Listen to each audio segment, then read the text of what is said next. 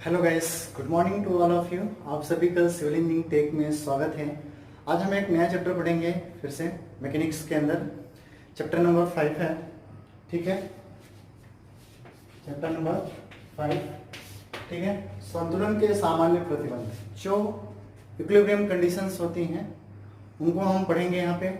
जो कि भी हम पढ़ते आए हैं, चाहे एफबीडी में पढ़े हैं, चाहे हम रिएक्शंस निकाल लेते तब पढ़े, कपल्स निकाले तब भी पढ़े, आघूर्ण पढ़े तब भी पढ़े, ठीक है। चाहे वैगनास कोई भी थ्योरम पढ़े, हमने कभी भी जब भी दिया सपोर्ट्स दिए तो हमने उसको क्या मान के चला, सब कुछ क्या माना उसको हमने संतुलन की अवस्था, मतलब कि इक्विलिब्रियम कंडीशंस में है, तभी मैंने उसको मान के सॉल्व किया है, ठीक है। तो जो पहला कुछ चीजें हमने पढ़ा है, हमने उसको आपको स्क्रीन पे डिस्प्ले करा देंगे, पहले आप उसको पढ़ लीजिए। आप अगर नोट करना चाहते हैं तो वीडियो को पॉज करके नोट भी कर सकते हैं, ठीक है। तो ज्यादा बड़ा चैप्टर नहीं है, बस खाली में समझने की चीज है कि इक्विलिब्रियम होती क्या है, कौन कौन सी इक्विलिब्रियम कैसे होती है, ठीक है। उनके कुछ लॉ होते हैं वो भी पढ़ लेंगे, ठीक है। तो कुछ चीजें जो होंगी आपके स्क्रीन पे शो होगा पहले, जो कि कुछ महत्वपूर्ण तथ्य जो हमने पिछले पढ़ चुके हैं, ठीक है। कुछ इंपॉर्टेंट पॉइंट्स होंगे तो उसको पढ़ लीजिए, ऐसे लिख सकते हैं सम इंपॉर्टेंट पॉइंट्स करके, ठीक है।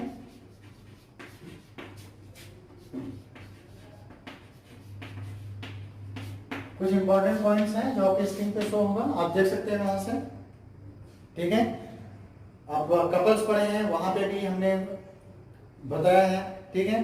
करा दिया। फिर उसके बाद हमने लामिस थ्योरम पढ़ा है, वहां पे भी हमने इक्विलिब्रियम कंडीशंस को यूज किया है, ठीक है। त्रिभुज के नियम पढ़े हैं, वो भी हमने क्या किया, इक्विलिब्रियम कंडीशंस को यूज किया गया है वहां पे, ठीक है। और जितने भी हमने बीजगणितीय योग लेते हैं उनको भी हम क्या मान के चलते हैं, जितने भी फोर्सेस के उसको भी हम मान के चलते हैं क्या है, इक्विलिब्रियम कंडीशंस में है, ठीक है। तो आपकी स्क्रीन पे शो हो रहा होगा, देख लीजिए। 8 पॉइंट हैं, इस 8 पॉइंट को आप पढ़े हुए हैं, ठीक है। चलिए अब नेक्स्ट टॉपिक की तरफ आते हैं, संतुलन के नियम, ठीक है। क्या क्या नियम है, कैसे कैसे,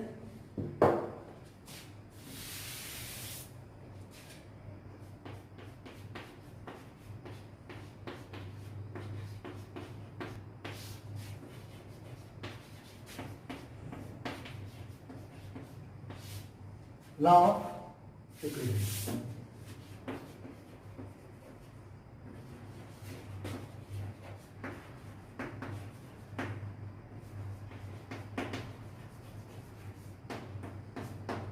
ठीक है। लॉ ऑफ इक्विलिब्रियम ये है, ठीक है। इनमें कई नियम होते हैं, तो जो हमारा पहला नियम है वो है संतुलन के बल का नियम। पहला जो नियम है संतुलन के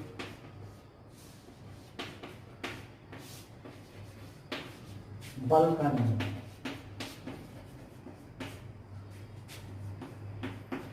ठीक है। बल की जो नियम है वो आपकी स्क्रीन पे शो हो रहा होगा, ठीक है।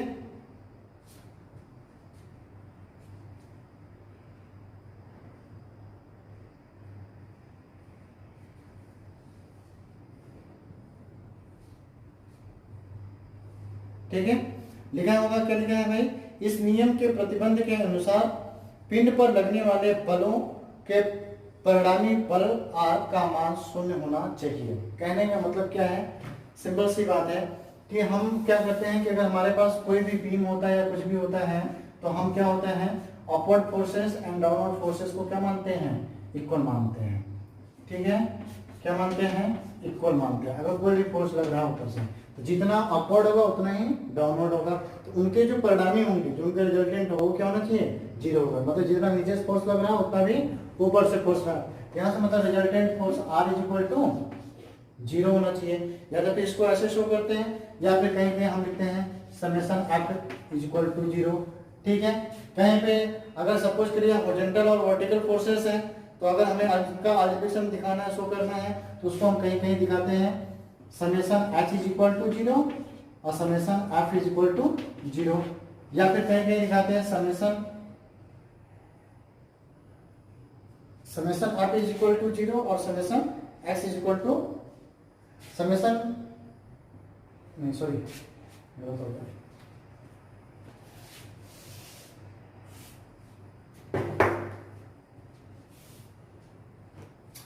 अगर हमारे पास जैसे अपवर्ड फोर्सेस हैं तो उनके लिए हम दिखाते हैं summation y is equal to 0 या फिर summation f is equal to 0, कहीं कहीं दिखाते हैं, या फिर यहाँ अगर हॉरिजॉन्टल है तो summation h is equal to 0 या फिर summation x is equal to 0, ठीक है। और कहीं कहीं पे हम f से ही दिखाते हैं तो उसको लिखते हैं summation f x is equal to 0 और summation f y is equal to 0। तो हम एक y और x के डायरेक्शन को भी यहाँ पे क्या कर देते हैं, शो कर देते हैं फोर्सेस को, ठीक है। तो इस तरीके से हम कर सकते हैं। अब आते हैं क्वेश्चन, इसका नियम नंबर 2, ठीक है, संतुलन का आघूर्ण नियम, ठीक है, संतुलन का आघूर्ण नियम।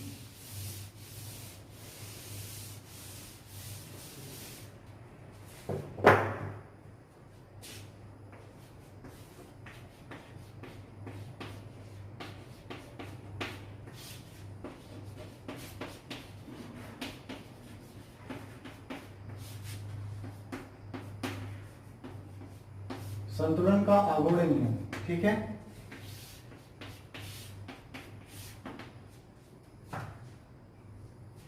ठीक, अगर हम संतुलन के आघूर्ण नियम को बात करें तो आपकी स्क्रीन पे डिस्प्ले हो रहा होगा डेफिनेशंस, लिखा होगा किसी पिंड के संतुलन के लिए पिंड पर कार्य करते हुए सभी समतली बलों के उनके ही समतल में स्थित किसी बिंदु पर आघूर्णों का बीजगणितीय योग क्या होना चाहिए, शून्य होना चाहिए, ठीक है। कहने का मतलब क्या है उनका जो इन्होंने दिया, इसका मतलब कि जो आघूर्ण का नियम होता है वो समेशन m इक्वल टू होना चाहिए क्या जी। सपोज हमारे पास कोई भी बीम है या फिर कोई समतल है, सपोज इस तरीके का, ठीक, यहाँ पे कई फोर्सेस लग रहे हैं और इनके एक मैनर में लगाते हैं, ठीक है। सपोज ये हमारे पास बीम है, एक हमने ये फोर्स, ये सपोर्ट है हमारे पास और ये कहीं लग रहे हैं, या फिर और यहाँ पे एक बिंदु दे रखा है, ठीक है। तो इनका कहने का मतलब है अगर हम इस बिंदु के सापेक्ष अगर हम आघूर्ण लें एक उसी समतल में तो इसका बीजगणितीय योग मतलब एक क्लॉकवाइज और एंटी क्लॉकवाइज डायरेक्शन में जो भी मूवमेंट आएगा यहाँ पे क्या होना चाहिए, शून्य होना चाहिए, यानी summation m is equal to क्या होना चाहिए, 0 होना चाहिए, ठीक है। तो संतुलन के सामान्य जो प्रतिबंध होते हैं रख कर देते हैं, यही दो नियम थे, उन दोनों नियमों को हमने पढ़ लिया, ठीक है। General conditions of the equilibrium,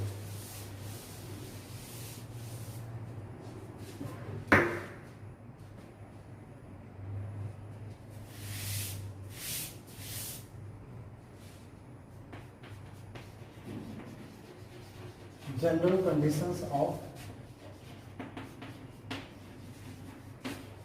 equilibrium,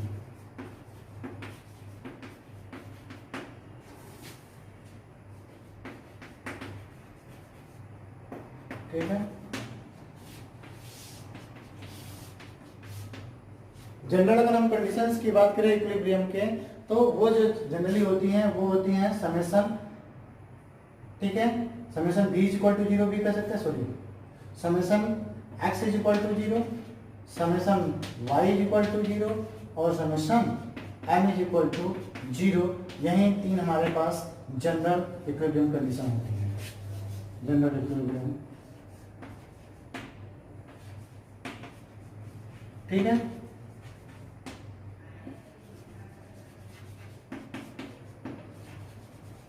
यही हमारे पास जनरल तीन इक्विलिब्रियम कंडीशंस होती हैं, ठीक है, जो आपको समेशन x, समेशन y और summation m is equal to 0 को हमें क्या करना रहता है, इसी के आधार पर हम अपने जितने भी फोर्सेस, जितने भी कॉन्टैक्ट फोर्सेस होते हैं उनको हम फाइंड आउट कर पाते हैं इन तीनों लगवाने के साथ साथ, ठीक है।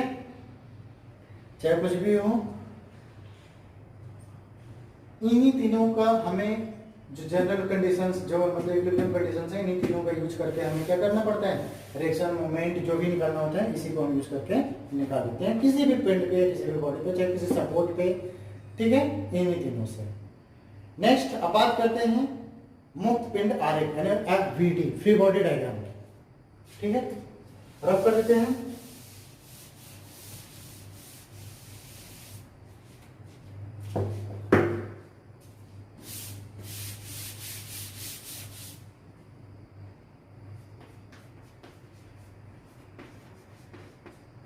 मुक्त पिंड आरेख।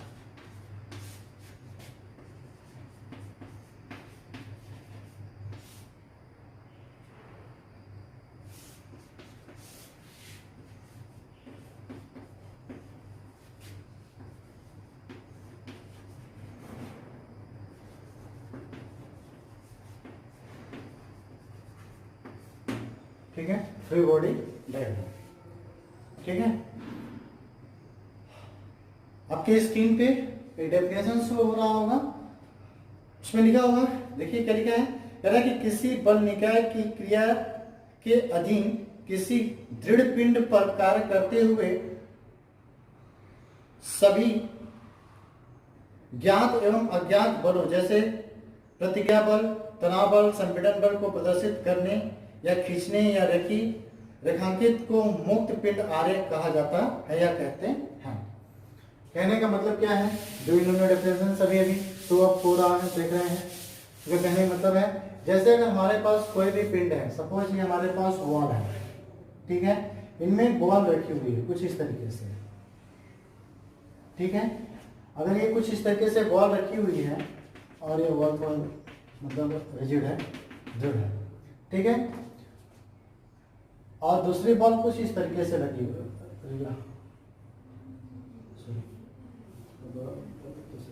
चलिए कोई नहीं, इतना ही लगता है। तो अगर हमें एक इस पिंड को, अगर हमें इसका मुक्त पिंड आरेख, हम क्या करेंगे, सबसे पहले इनमें कौन कौन से बल लग रहे हैं और किस पे और कितना लग रहे होंगे। सबसे पहले हम यही सोच रहे थे, अगर ये बॉल रखी हुई है, सपोज हम इस बॉल को उठा के यहाँ पे बना लेते हैं, राइट। अब इसका वेट लग रहा होगा कहाँ की तरफ, नीचे की तरफ दबा रहा होगा, तो कहीं ना कहीं एक फोर्स इस पे एक्ट कर रहा होगा जो इस बॉल को ऊपर की तरफ धकेला होगा, तभी तो ये बॉल यहाँ पे स्थिर है, अदरवाइज ये बॉल यहाँ पे स्थिर नहीं रहता। तो हम कह सकते हैं कि जो हमारा वेट होगा वो किधर की तरफ लगेगा, W एक, और इसका जो रिएक्शंस होगा, जो इसको बनाए रखे इस कंडीशंस में, मतलब इस कंडीशंस में बना के रखा है, स्थिर है, इसको कहाँ किधर की तरफ लगा रहा होगा, ऊपर की तरफ लगा होगा, तभी पे ये स्थिर है, अदरवाइज यहाँ से हट जाता। तो ये कहाँ की तरफ लगा रहा होगा, ऊपर की तरफ प्रतिक्रिया लगा रहा होगा, हमने इसको मान लिया R है।